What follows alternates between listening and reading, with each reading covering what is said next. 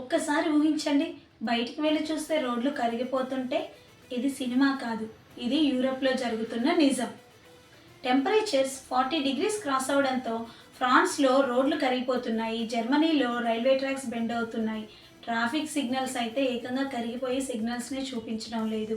ఇక వెహికల్స్ రోడ్డుపైకి వెళ్ళాయంటే అంతే, ఆ టైర్లు రోడ్డుకి అతుక్కుపోతున్నాయి. కొన్ని కంట్రీస్లో వైల్డ్ ఫైర్ వేగంగా స్ప్రెడ్ అవుతుంది. ఇక హాస్పిటల్స్ ముందైతే హీట్ స్ట్రోక్తో పేషెంట్స్ క్యూ కడుతున్నారు.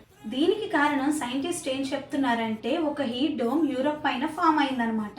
ఈ హీట్ డోమ్ లోపల ఉన్న హీట్ ఎయిర్ని బయటికి వెళ్ళనివ్వడం లేదు.